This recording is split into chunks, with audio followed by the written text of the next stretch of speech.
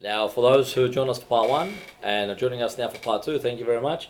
We'll be commencing or continuing our AMA. Um, Great. Now, let's go to NuGenesis, jump into NuGenesis and its obsession with security. Dual level AI security, penetration teams, and now we'll find out some more. Now, what I want to do is paint a picture of what you confronted and ask you to comment. So, NuGenesis set its mission on being the blockchain system necessary to cater for the influx of new users into the crypto space as mass adoption kicks in. This meant that exploits should not be possible on the NuGenesis system. Now, NuGenesis wanted to welcome and give comfort to mainstream and growing number of crypto adopters. So you had to break with the old school patterns in the crypto space.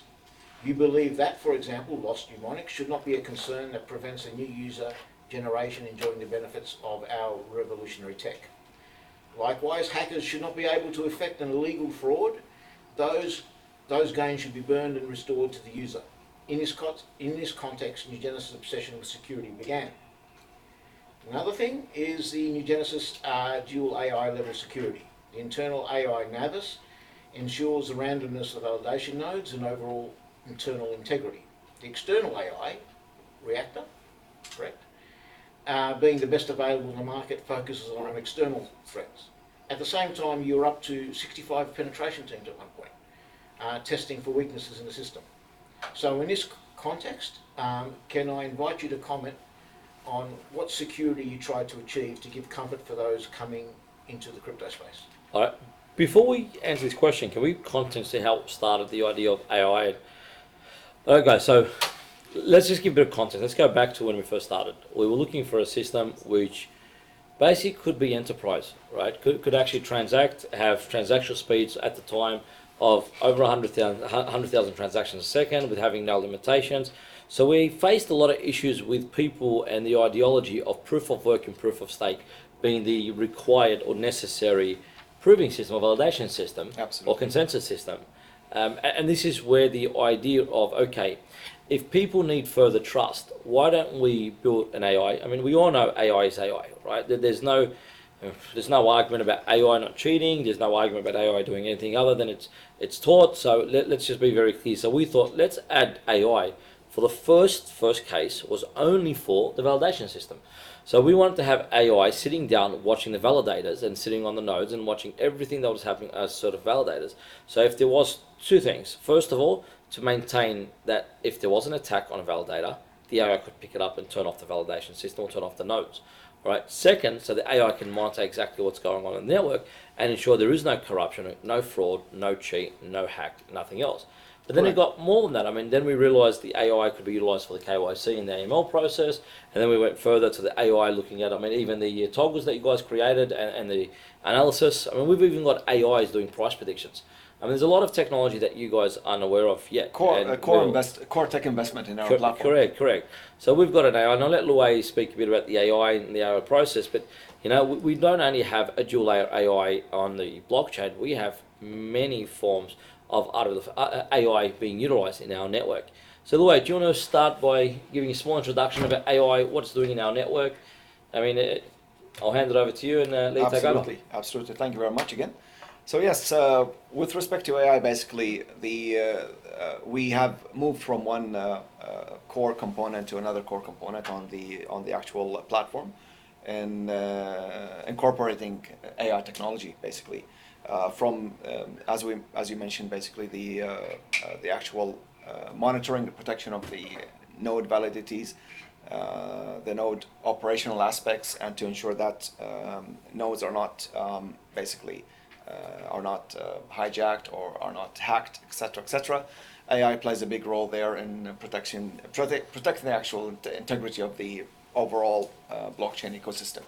So, as you mentioned again, one of the actual protection mechanisms is to basically put the nodes into a protected mode, which means basically we protect all the transactions, definitely broadcasting on the network to our customers that such an incident is in place, and we are just working around to wrap it up and fixing the actual potential threat.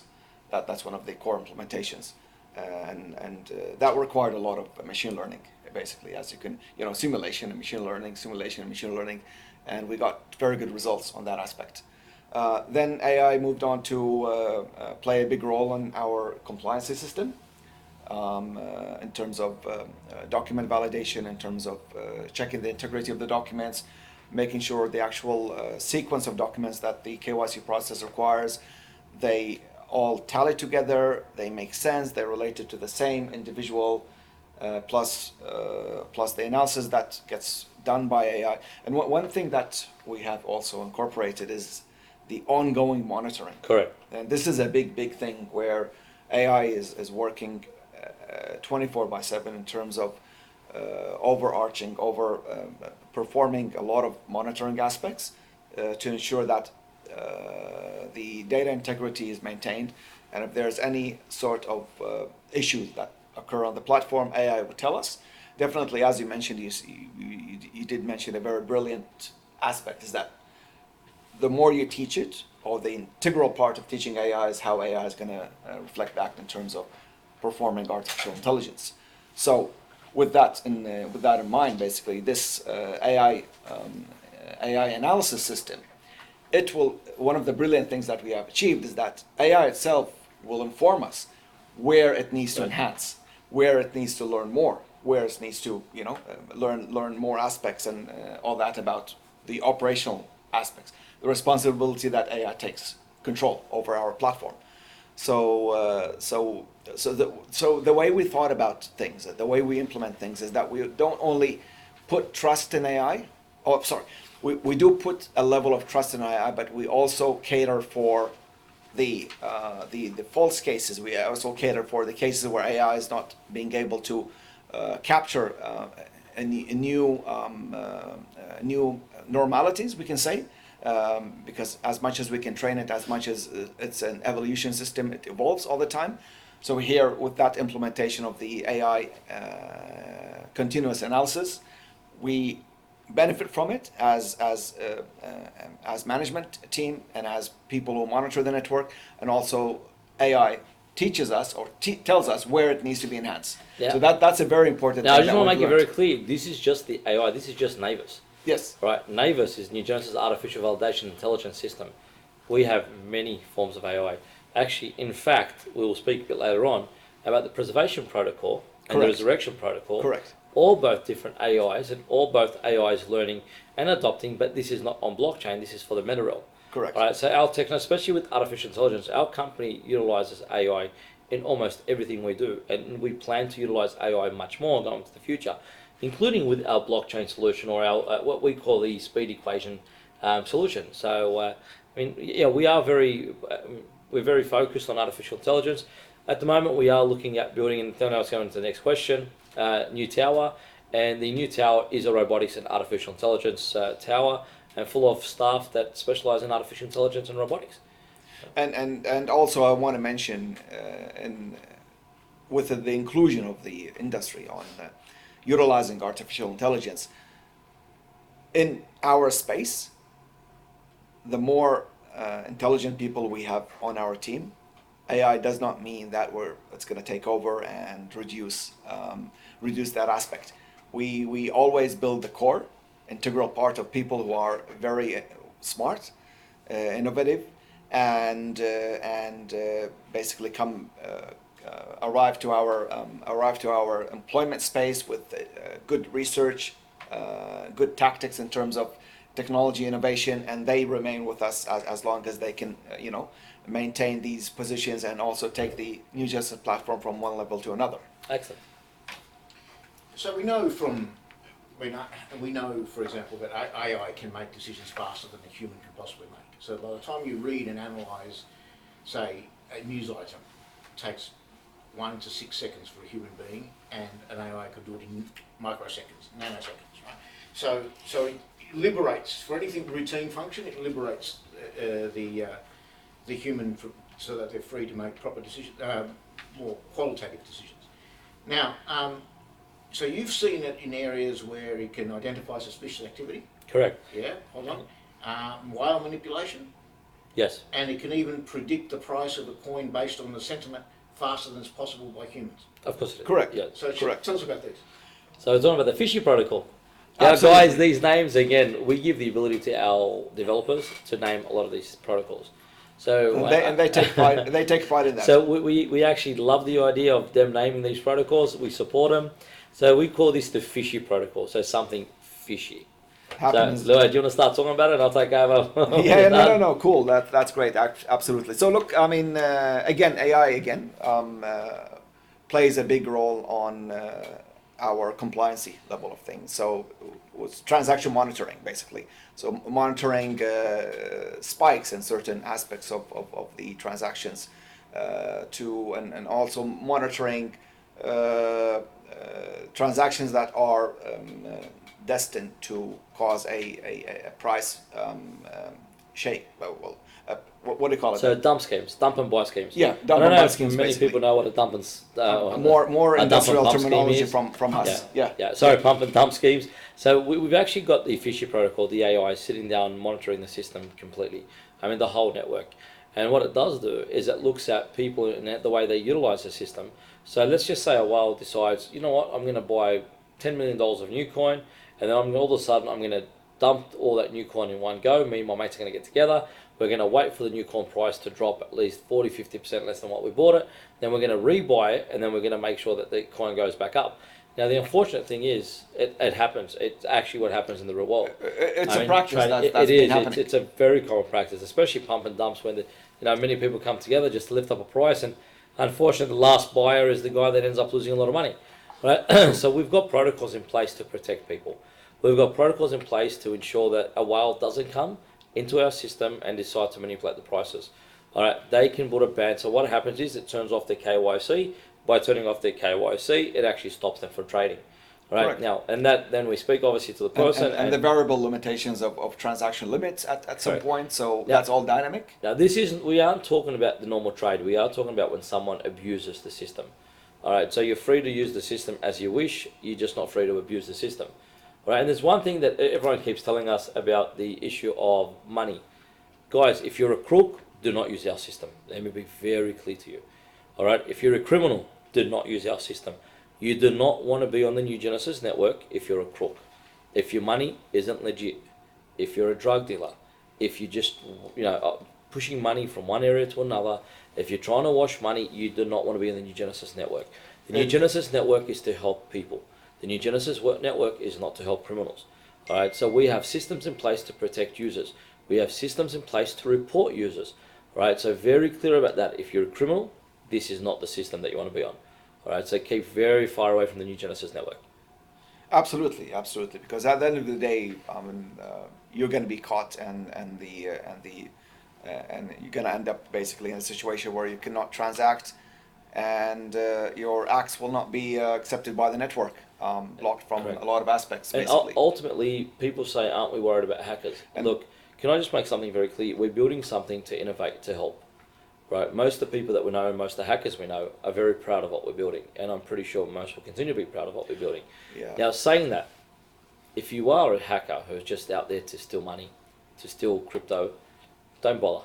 All right? On our system, it's not going to work for you. So if you do try to penetrate our system, you do try to take funds out of any single person's wallet, we can very easily reverse it. All right? I'm just going to make that very clear. Now, we do have options for users who want to go on the DEX. We have a full decentralized exchange, but if you put your coins on the full decentralized exchange, you take responsibility.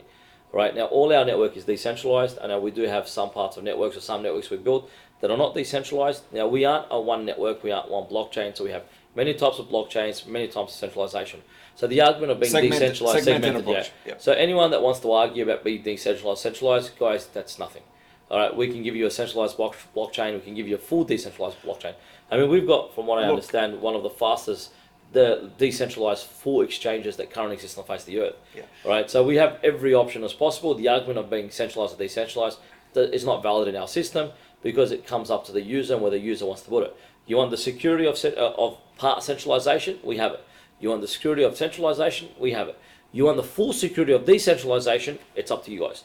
Right, so there is nothing in the network that doesn't cater for users, but like I say, we are here to progress and make the industry better. We aren't here to help criminals push money into regions. Look, I mean, on that note, basically, I would like to add a beautiful statement here. The NuGenesis network is really a network, it's a people's network, and Okay. it's really meant to reach a lot of people in need. And anybody who is thinking to disrupt this network, honestly, they're just going to do damage to people who are already in a bad situation in life. And that's basically, it's a standard form of today's basically texture of in some So some what societies. What Basically. Luay's trying to talk about is we do a lot of charity. A part of our system is the charitable systems. Yep. So like right now in April, we're testing 100,000 people, supporting them through NuCoin as being the actual payment system for the whole area. Right, so any services that we have, they'll be utilizing NuCoin to pay that service. I mean, in fact, recently, just a couple of days ago, anyone in Australia who joined the Elite Wrestling Australian program will tell you that NuCoin was the preferred method of payment for Elite Wrestling Australia. Now we're in discussions at the moment of being the preferred payment method for a lot of ventures and a lot of aspects. One of the key things is charity, right? Fundraising. I mean, we believe that utilizing blockchain, we can show exactly where things are going. We can show you how things are going, where it's going, where the money is going.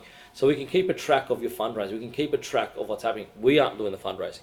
We are giving an aspect of people doing fundraising and utilizing blockchain to do so. We do have our own systems, and we do, from our treasury systems, allocate funds to help people. All right, but that's what Luay is talking about, and not the LOUs. So the NuGenesis network has been designed really to be a people's network. People's network. And from day one, we are designing something to help people. Okay, No, let's well said. Thank you very much, Huss. So let's change the scene a little bit. Now, we let's be frank, we had a bit of an embarrassment that we didn't see coming about being too good to technically integrate with old tech of the exchanges. So maybe that's not the best way of putting it, but you can elaborate on that. So over the last couple of months, we've had to improve on technical integration, and you've built APIs and SD kits and all sorts of things to make it efficient, and I'll ask you to talk about that. But we didn't see it coming. So tell us about this problem of being too good. Okay, well, let me rephrase it. I know what you're at say. Yeah, Let's not I say think you too got it. good. Let's just say innovative. So the way Different. different. We chose an approach of innovation. Approach of innovation is always different. Okay, so better or worse, that's up to the people to decide, because ultimately, obviously, it's a people decision of what is better than for a use case. On that note, we did not factor in that other companies would not have the skill sets that our developers had. So when we looked at cross-chaining with exchanges, we assumed that an exchange or a person in positions would have developers on par to the developers we have, and that cross-chaining would be a very insignificant issue.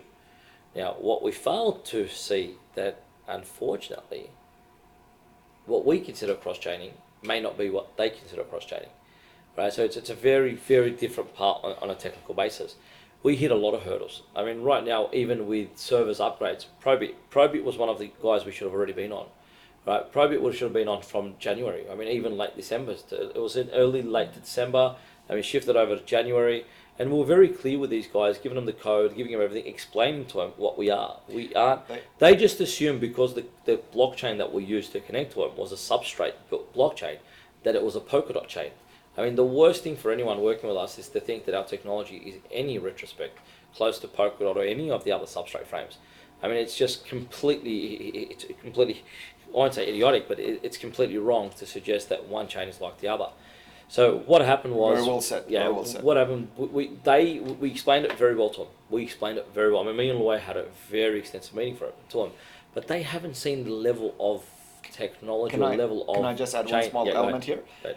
To the extent where they approached us, and this is for our NuGenesis platform Correct. users, they approached us and they asked us, which date do you want our coin to be listed? Correct. We selected as an anniversary aspect, 31st of It was 1st of January, 31st no, 31st December. of, yeah, correct. sorry, 1st of January. Because Actually, they were closed 1st of January, they And said they 2nd said- of January. Yeah, and they said 31st of December, 31st of, 1st of January is basically festive. We understood that. They said, would the 3rd of January be a good date? We said, no problem. A few days later than that.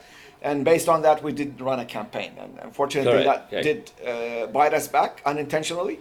But just for the audience to know that we have done everything possible and everything is documented with our engagements with other technology companies.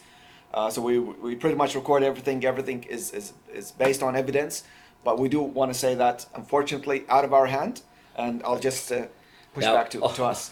On that note, they were integrating with Cosmos and Solana. So they were doing a Solana integration and then a Cosmos, Cosmos integration.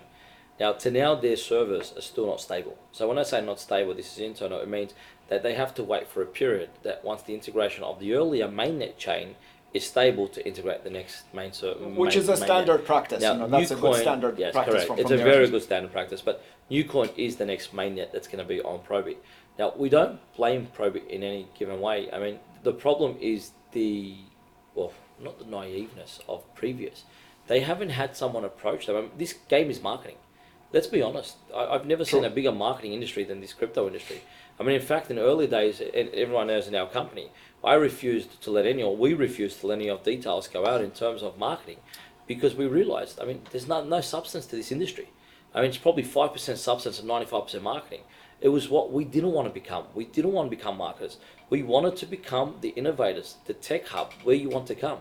I mean, right now we're integrating and working with AB and Jenny, and we'll introduce you guys to them later, in terms of one of the largest platforms to ever be developed in the history of mankind. I mean, right now on crypto.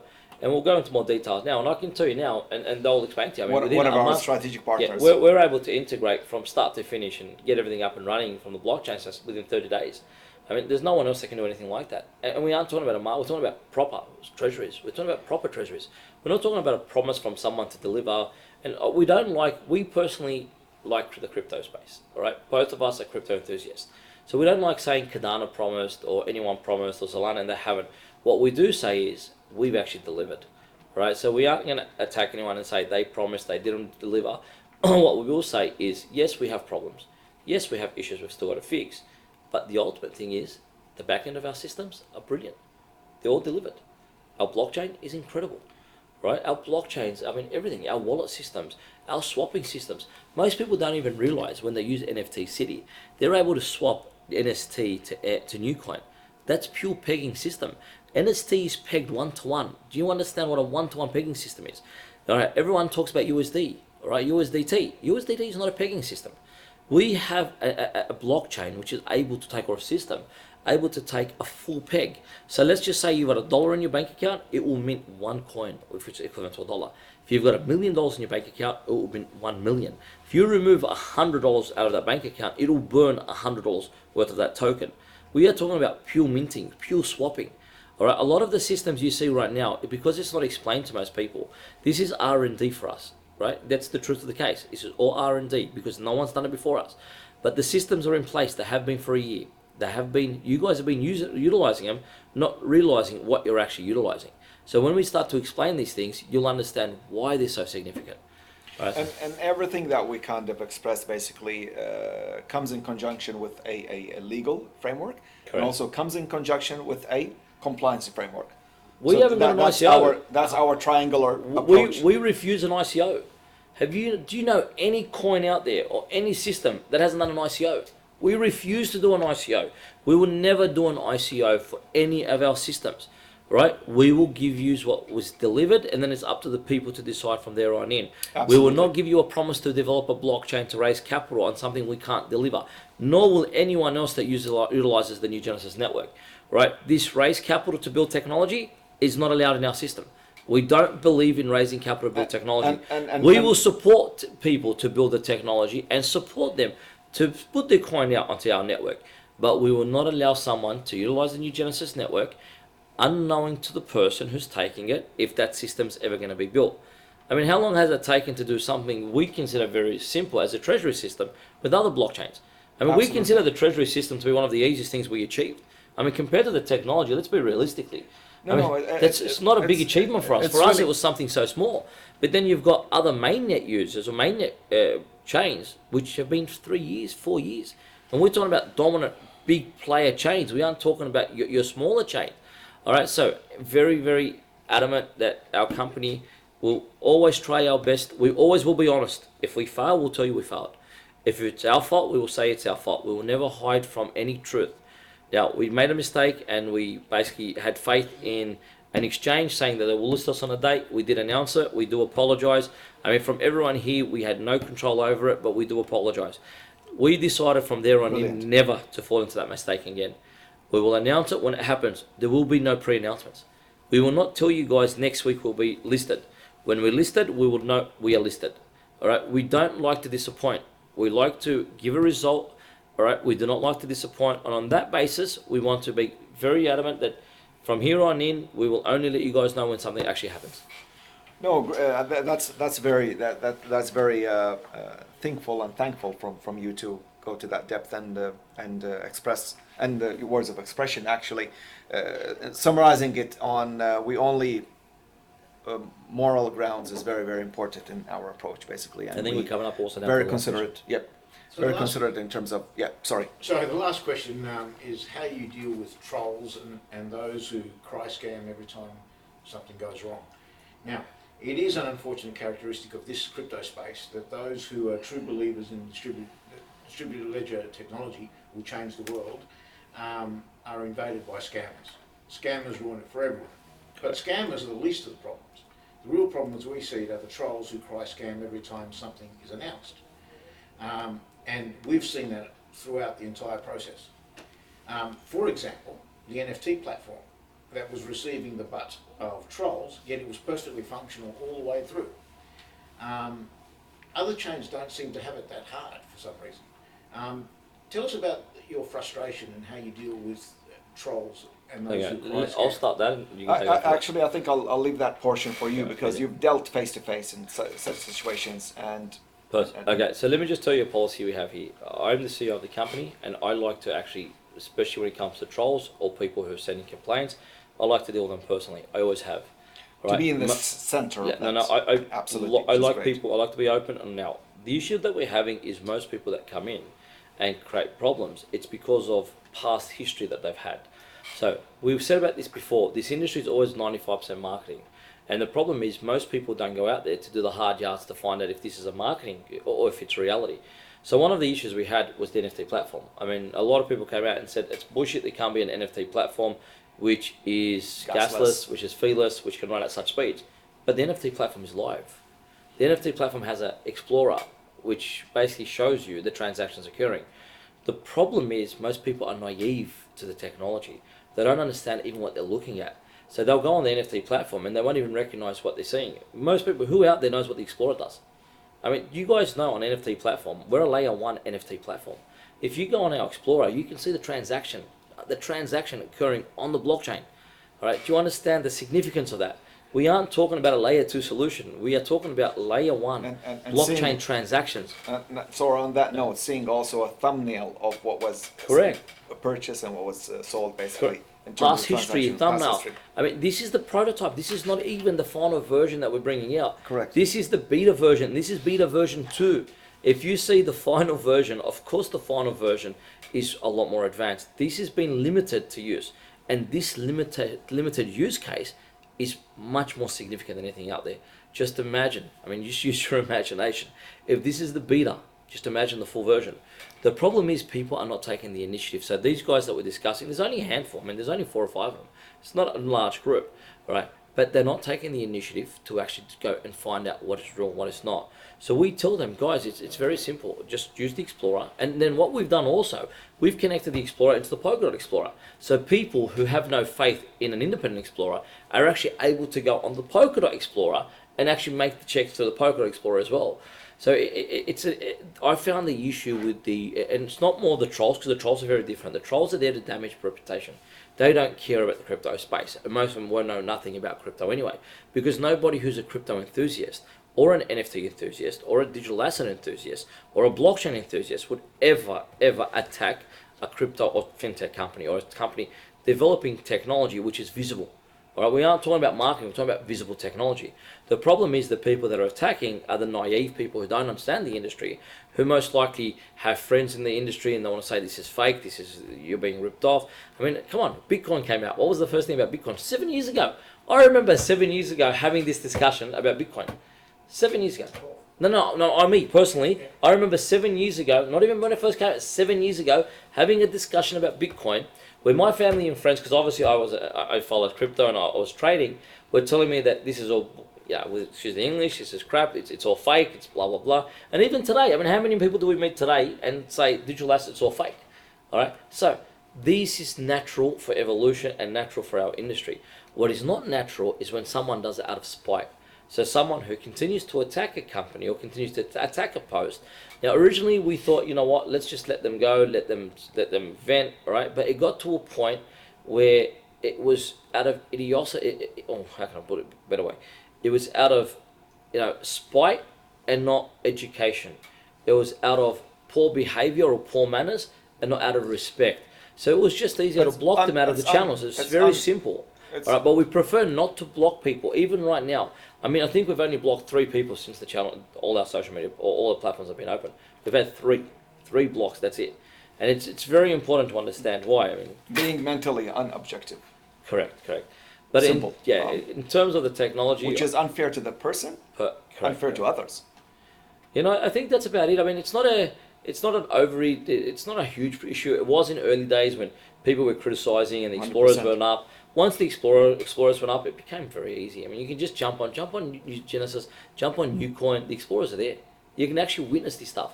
And if you don't know how, ask us. We'll show you. And we've actually got videos out there on how to use the explorer. The explorer is the most powerful tool in the crypto game.